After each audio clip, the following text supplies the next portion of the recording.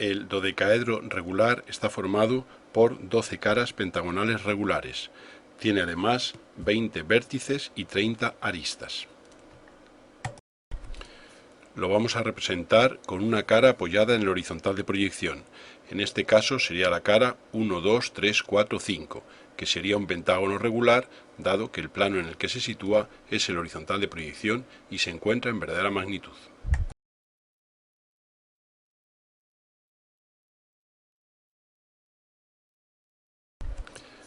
Sabemos que de cada uno de los lados de esta cara sale otro pentágono regular, existiendo 5 pentágonos regulares que tienen de común con el primero una arista. En este caso, cada uno de esos pentágonos tendrá una cierta inclinación respecto al plano horizontal de proyección. Nos vamos a fijar en 2 de ellos, que tienen aristas 2, 3 común con el pentágono de partida y la arista 1, 2 con dicho pentágono de partida. Suponemos las 2 caras abatidas sobre el horizontal de proyección, formándose el pentágono de la derecha y el pentágono superior, que son idénticos al de partida y que tienen el vértice 10 común, es decir, que el 10 abatido de uno de los pentágonos y el 10 entre paréntesis o 10 abatido del otro corresponden al mismo punto después de haber sido abatido como contenido en 2 caras o planos distintos. Al fijarnos en el vértice 10 entre paréntesis del pentágono de la derecha, sabemos que su proyección horizontal estará en una perpendicular trazada a la charnela o eje de abatimiento 2, 3. Si nos fijamos en el 10 entre paréntesis del pentágono superior, sabemos también que su proyección horizontal estará en la perpendicular a la charnela 1, 2, trazada por dicho punto 10 entre paréntesis. El corte de ambas perpendiculares determina la proyección horizontal del vértice 10. Una circunferencia concéntrica con la del pentágono de partida que pase por el punto 10 va a contener a otros 10 vértices correspondientes al contorno aparente de la proyección horizontal del dodecaedro que estamos representando. Observando ahora el pentágono abatido superior y de él el vértice 9 entre paréntesis, sabemos que la proyección horizontal de dicho vértice estará en la perpendicular trazada a la charnela 1, 2 desde dicho punto 9 entre paréntesis. El corte de esta perpendicular con la circunferencia circunscrita a la que nos hemos referido anteriormente constituye la proyección horizontal del vértice 9. A partir de estos puntos 9 y 10 incluiremos un decágono regular inscrito en la circunferencia que contenía al vértice 10 y al vértice 9.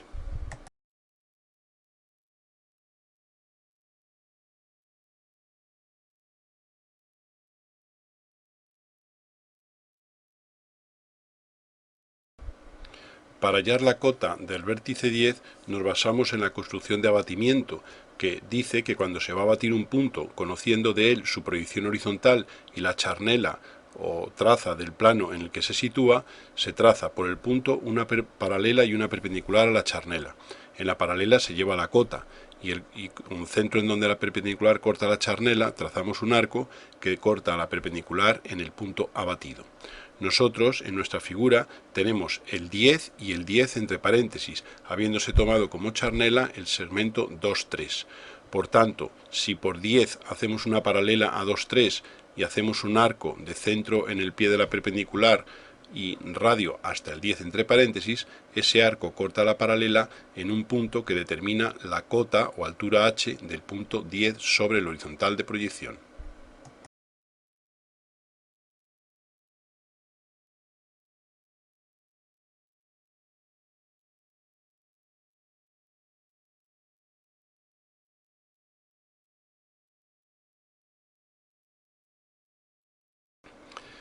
De la misma forma obtendríamos la cota del vértice 9, basándonos en el 9 entre paréntesis, es decir, del 9 abatido, y el 9 proyectado, tomándose en este caso como charnela el segmento 1, 2.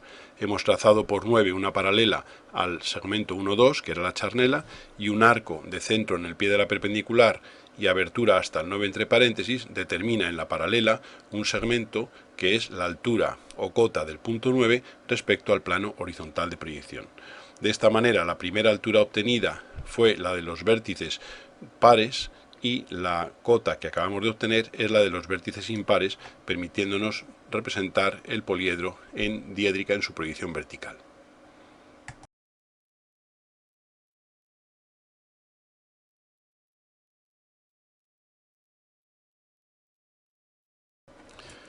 Hemos obtenido así dos niveles de altura, una altura h minúscula correspondiente a los vértices 6, 8, 10, 12 y 14 y una altura h mayúscula correspondiente a los vértices 7, 9, 11, 13 y 15.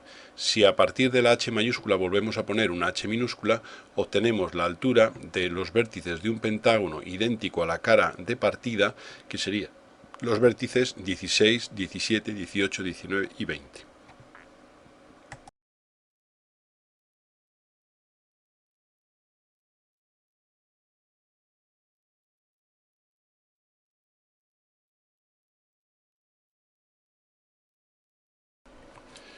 La proyección vertical se obtiene uniendo los vértices de las distintas caras en el mismo orden que las correspondientes a las caras de la proyección horizontal.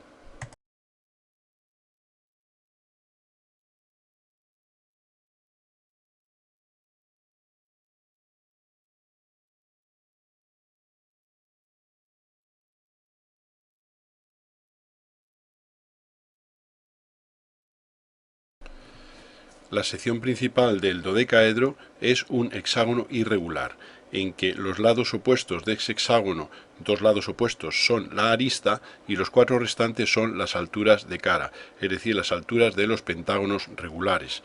Bien, para construir ese pentágono es la arista y obtenemos la diagonal de ese pentágono. A continuación, tomamos esa diagonal de ese pentágono como lado de un nuevo pentágono, siendo la diagonal del nuevo el lado del cuadrado en el cual se incluye el hexágono irregular de la sección principal.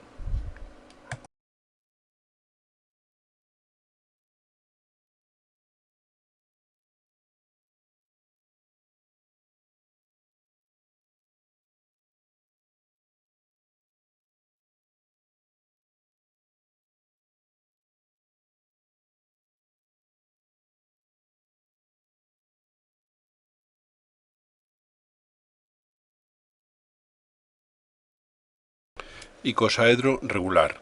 Es el poliedro formado por 20 caras triangulares equiláteras. Tiene además 12 vértices y 30 aristas, cumpliéndose la llamada fórmula de Euler de los poliedros llamados eulerianos, que dicen que el número de caras más el número de vértices es igual al de número de aristas más 2.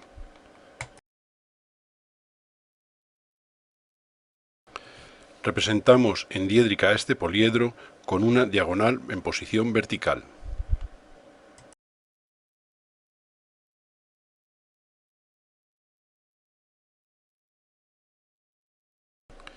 La proyección horizontal es un decágono regular, constituido por dos pentágonos regulares desfasados 36 grados, estando cada pentágono en un plano horizontal a una determinada altura respecto al horizontal de proyección. Los dos pentágonos regulares descritos suman en total 10 vértices, siendo los dos restantes para obtener los 12 que tiene el poliedro los que se proyectan sobre horizontal en el centro de la circunferencia circunscrita a los pentágonos y decágono de los que venimos hablando. Como los pentágonos están en verdadera magnitud por estar situados en planos horizontales, los lados de los mismos corresponden a la arista del icosaedro en verdadera magnitud. Para hallar la cota a la que se encuentran los 5 primeros vértices del primer pentágono, 2, 4, 6, 8 y 10, nos basamos en la construcción de verdadera magnitud de un segmento, mediante la cual trazamos por un extremo de la proyección horizontal una perpendicular a la misma, llevándose en dicha perpendicular la diferencia de cotas. Se obtiene así un triángulo rectángulo, cuya hipotenusa representa la verdadera magnitud buscada. En nuestro caso, el segmento 1,2 representa la proyección horizontal de una de las aristas del poliedro. Sabemos también la verdadera magnitud de dicha arista, que es el lado del pentágono de partida. Por tanto, trazamos por el extremo 2 una perpendicular y hacemos un arco de centro en 1 y abertura la verdadera magnitud del pentágono. Ese arco corta a la perpendicular en un punto que determina el cateto de un triángulo rectángulo que representa la diferencia de cotas entre el vértice 1 y el vértice 2, que coincide esa diferencia de cotas con la que corresponde a el vértice 1 y los vértices 4, 6, 8 y 10.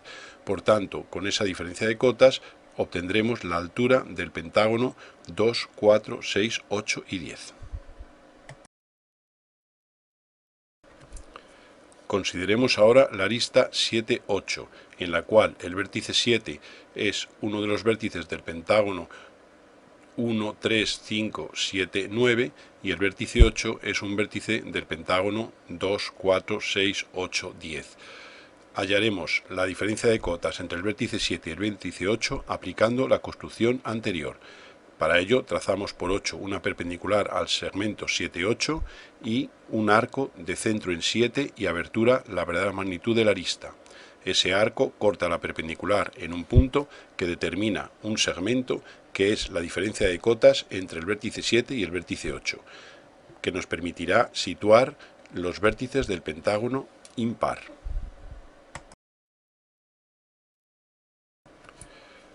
Volviendo a situar a partir de la altura de los vértices impares una medida A igual a la obtenida por la construcción inicial, determinaremos la proyección vertical del vértice 12.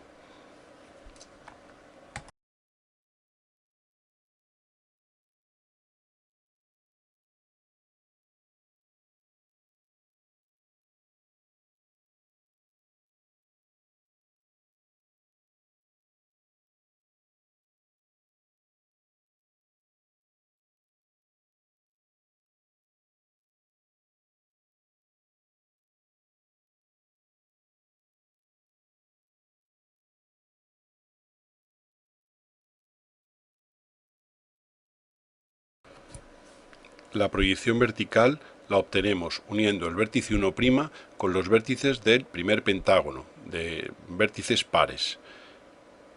1' con 2', 1' con 4', 1' con 6', 1' con 8' y 1' con 10'.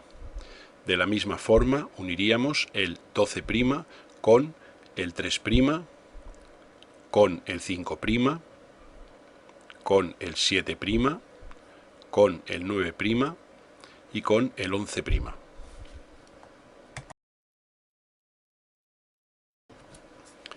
El cuerpo central del poliedro se obtiene uniendo los vértices en el orden que marca el contorno del decágono de la proyección horizontal. Es decir, uniríamos el 2 con el 3', el 3' con el 4', el 4' con el 5', el 5' con el 6', el 6' con el 7', el 7' con el 8', el 8' con el 9', el 9' con el 10' y el 10' con el 11'. De esta forma queda representado el poliedro.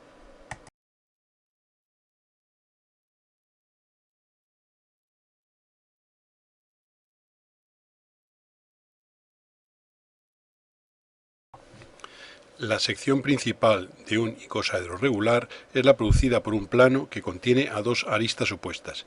Esta sección es un hexágono irregular, en el que dos lados opuestos de dicho hexágono son iguales a la arista del poliedro y los cuatro restantes coinciden con la altura de cada cara. Como se sabe, la sección principal de cualquier poliedro regular contiene toda la información geométrica del mismo.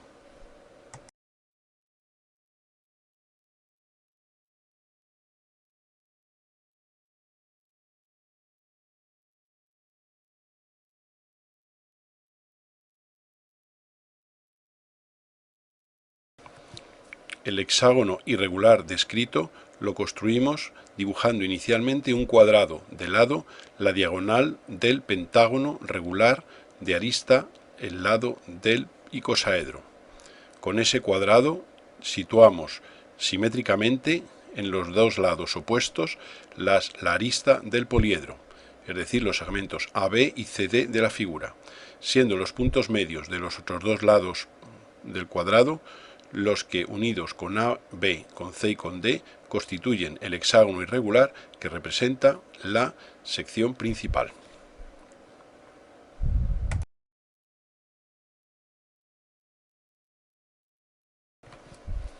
En esta sección principal sacamos como información la siguiente.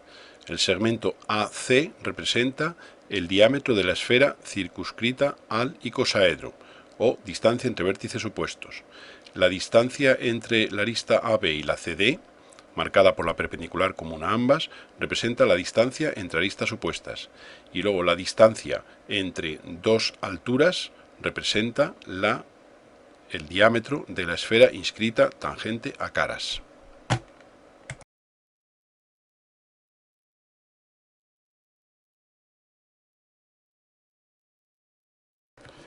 Nosotros podemos representar y obtener la sección principal de un icosaedro partiendo de la arista, como se ha hecho anteriormente, o partiendo de cualquiera de otros de los parámetros que hemos descrito. El proceso para obtener el poliedro correspondiente sería hacer la sección principal de un icosaedro cualquiera y llevar en dicha sección principal el dato que nos aporta el enunciado, que no coincide con la arista. Ese valor se alargará sobre la sección principal del auxiliar para obtener una nueva sección principal semejante a la primera, que corresponde a la del poliedro pedido.